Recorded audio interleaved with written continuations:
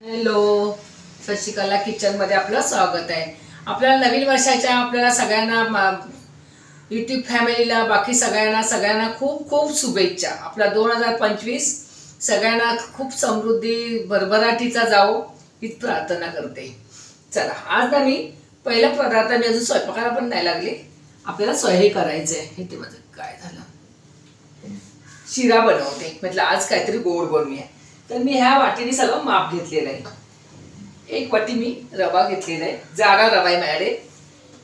पाऊण वाटी तूप, किसमिस, जे आपल्याला काय ड्रायफ्रुट्स असतील ते थोडेसे वये घेतले, बदाम आणि साखर आणि वेलची। आपल्याला हा एवढाच पदार्थ लागणार आहे। तर मी आता पहिल्या वर्षाच्या माझ्या गॅसवर मी ते करते आणि मी ते अडीच वाटी ह्याच अडीच वाटी मी दूध आणि पाणी केलेलं आहे। तर ते पण मी गरम करत ठेवते, आपल्याला उकळताच करायचं आहे। इथे मी तूप टाकते। आपल्याला आपल्या नवीन वर्षाचं काहीतरी आपलं नैवेद्य पाहिजे म्हणून मी आपलं काय बनवायचं म्हणून मी शिरा बनवते। जरा पाणी पॅन तापू दे जरा, मग मी हे ठेवते।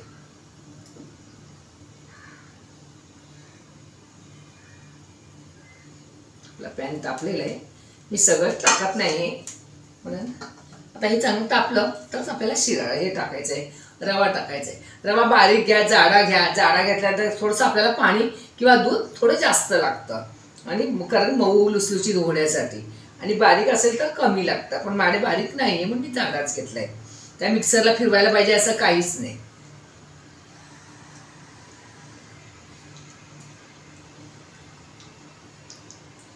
तूप तापवून घेतलं की पटकन आपला रवा भाजला जातो। तर आता मी त्याच्यामध्ये रवा घालते आणि चांगला आपल्याला किती भाजेपर्यंत 5 ते 6 मिनिटं भाजेपर्यंत आपल्याला गॅसवर ठेवायचं आहे। गॅस सरकवून घेते। बघूया आता 2025 कसा जातोय। 2025 खूप छानच जाईल, हेच आपण आपल्या तोंडातून शब्द काढायचे आणि पुढे चालत राहायचं। तर मी असा भाजून घेते। नंतर मी इकडे दूध आणि पाणी मिक्स केलेला उकळवून घेते। काहीतरी गोड करायचं आणण्यापेक्षा आपला शिरा साधा बनवलेला शिरा परवडला। आणून ठेवा नैवेद्य देवाला, त्याच्यापेक्षा आपण घरातच बनवायचा। शिरा बनवा, काय म्हणा, गुलाबजाम बनवा, पण जे आपल्या घरात उपलब्ध असेल तेच पटकन बनवायला घ्यायचं।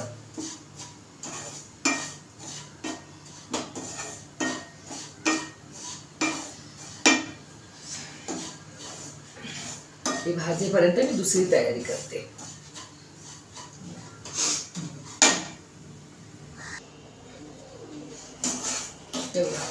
आपला रवा इथे आता मस्तपैकी असा भाजून झालेला आहे। आता आपल्याला इथे असा रवा थोडा बाजूला करून परत थोडंसं 2 चमचे आपल्याला तूप टाकायचं आहे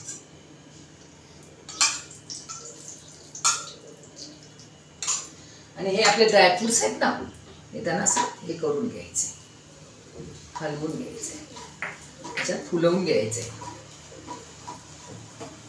इथे माझं दूध आणि पाणी उकळलंय, ड्रायफ्रुट्स हलवून घेते, बदाम टाकते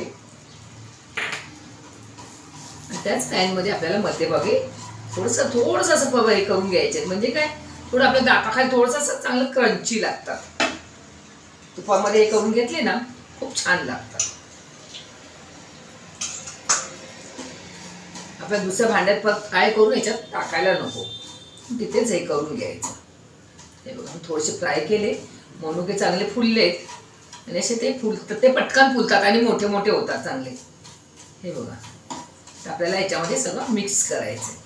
बस झालं, आणि पूर्ण याच्यात मिक्स करून टाकते। आपला चांगला रवा भाजलेला आहे।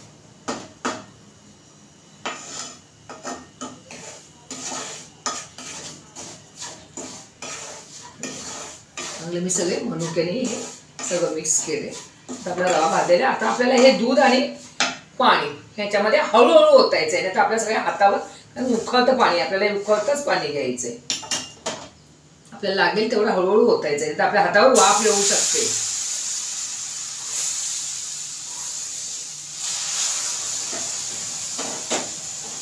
गरम घातलं ना तर चांगला फुलतो रवा.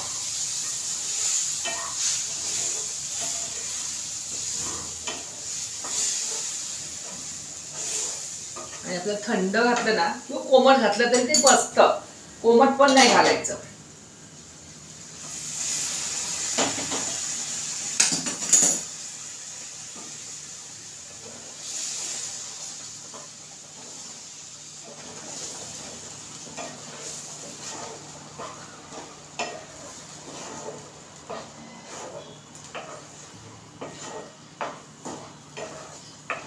फुलला बघा. अजून पण घातला तरी ते होऊन जाईल.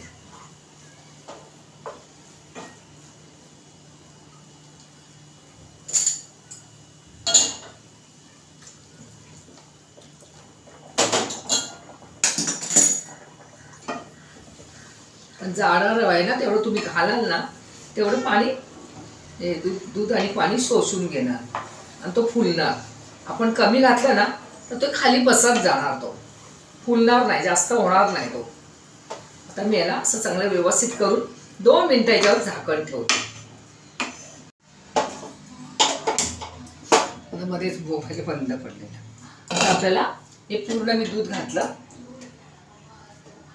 आता आपल्याला ह्या स्टेजला आपल्याला साखर घालायची. हे बघा असं मस्त असं झालंय.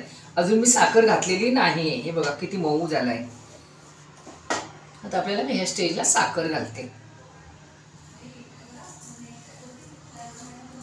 आपल्या गोडीप्रमाणे.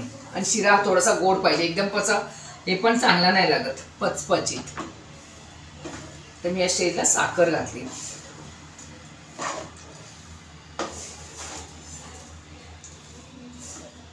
असं मस्त साखर घालून तर मला पूर्ण एवढं हे लागलं, जरासंच आहे ते पण मी नाही घातलं, पण पूर्ण नाही तर आपल्याला असं मऊ होणार नाही. साखर घातली याच्यामध्ये. साखर घातल्यानंतर आपल्याला जास्त वेळ काही ठेवायचं नाही. साखर विरघळेपर्यंत साखर घातल्यानंतर पाणी सुटतं. थोडं झाकण ठेवून आपल्याला हे करून घ्यायचं. लास्टला आपल्याला वेलची टाकायची.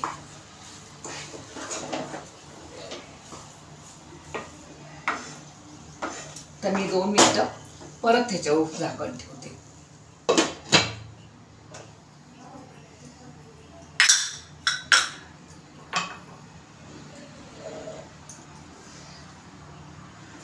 थोडीशी वेट करते.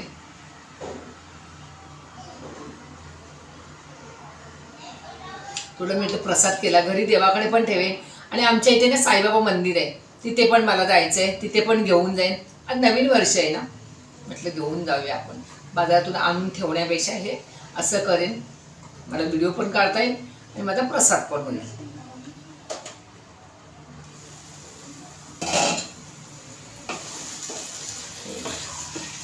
मस्त साखरेमुळे असं मऊ, अजून छान मऊ लुसलुशीत झालाय. शिरा कसा असा सडसडीत नको, जरा मऊ पाहिजे, तरच खायला मजा येते. साखर आपल्याला विरघळलेली आहे. मस्त कढईने पण चांगलं सोडलं आहे बघा, जरा पण चिकटलं नाही, चांगलं सोडलेलं आहे. आपल्याला गरम याच्यात घातलं ना साखर तर छान होतो.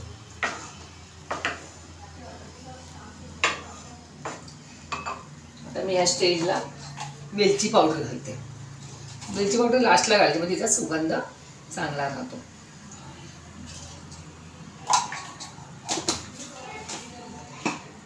वेलची पावडर आणि किंचित मीठ टाकते. आपल्या गोडाच्या पदार्थाला अगदी चिमटीभर, अगदी चवीपुरतं नाही, चिमटीभर, असं चिमटीभर मीठ टाकायचं, म्हणजे तो पदार्थ अजून छान लागतो. सगळ्या ढवळून घ्यायचं, असं चांगलं मिक्स करायचं.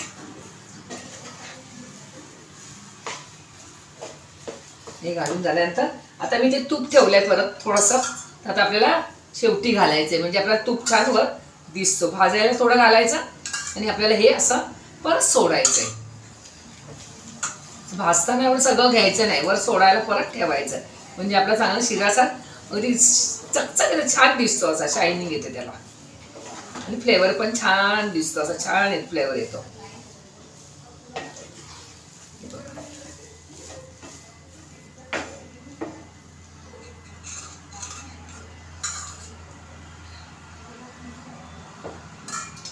बस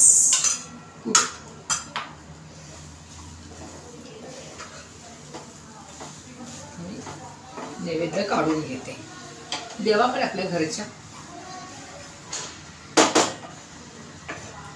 त्याला तूप टाकलं 2 मिनिटं झाकण ठेवते आणि सर्व करून घेते. 2 मिनिटच ठेवते.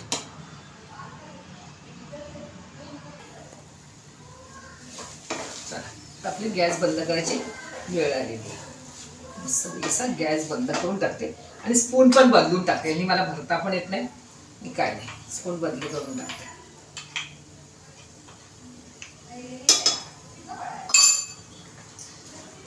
मी गॅस बंद करते. हा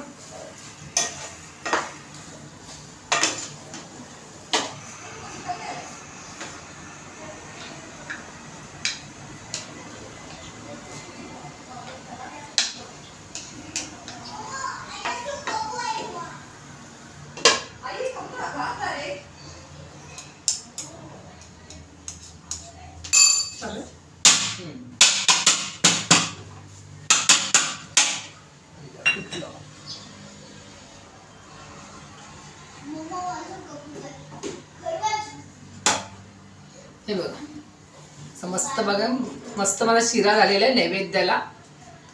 बघा आता नवीन असेल तर चॅनलला सबस्क्राईब करा, शेअर करा आणि बेल आयकॉनला क्लिक करा. नसेल आपले व्हिडिओ बघत बसा.